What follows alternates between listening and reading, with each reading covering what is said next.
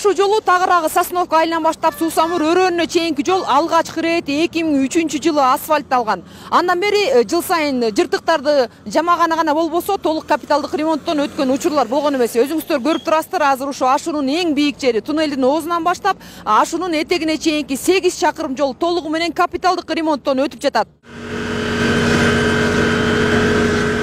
Жолчу Аскат Бузике уулунун жол салуудагы милдети чоң. Төшөлүп жаткан асфальттын калыңдыгын көзөмөлдөө менен бирге жолдун туурасындагы карап 1 сантиметр дагы ишке киргизбей байкап турат. Мунун баардыгы көз алдындагы монитордон көрүнүп жөнгө салынат. 7:30-8-де баштайбыз жумуш убактысы.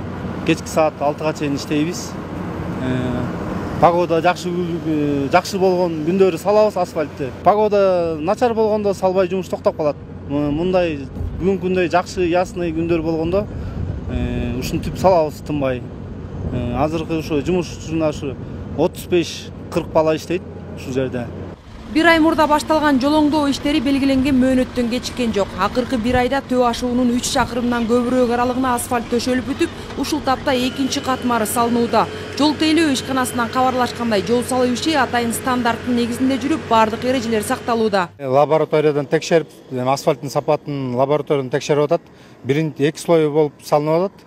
Биринчи слой 7 см, экинчи слой 5 см. Азыркы учурда 300 километр биринчи слой салынып бүттү. Азыр бүгүнкү күн экинчи слойун басып атат.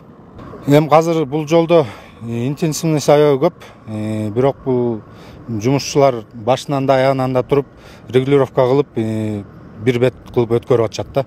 Ашуунун бийик жеринде аба ырайы тестеси алмашып жаанчыл болгондуктан 1 ай ичинде пландалган 8 чакырым жолдун теңинен азыраак бөлүгү гана оңдолуп бүттү. Эми төмөнкү аймакта ремонттоо иштери сентябрь аяктап бүтөт деп болжолдонууда. Капиталдык салымдын негизинен салынып атат. Бардыгы болуп 164 миллион 410 миң сом каралган бул жерге.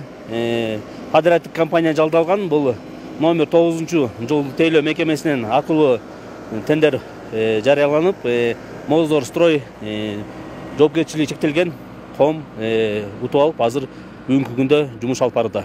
График боюнча сентябрдын 30-на чейин бүтүш керекпиз.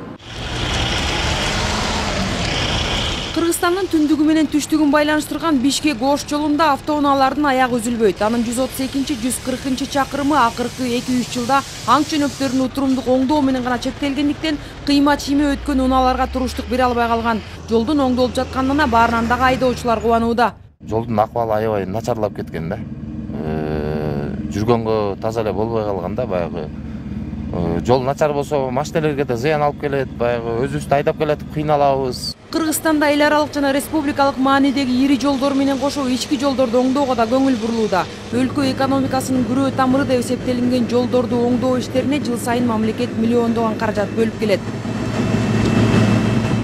Айжан Омолдошова, Рыскелдик Өкүлбеков, Ала Тоо 24.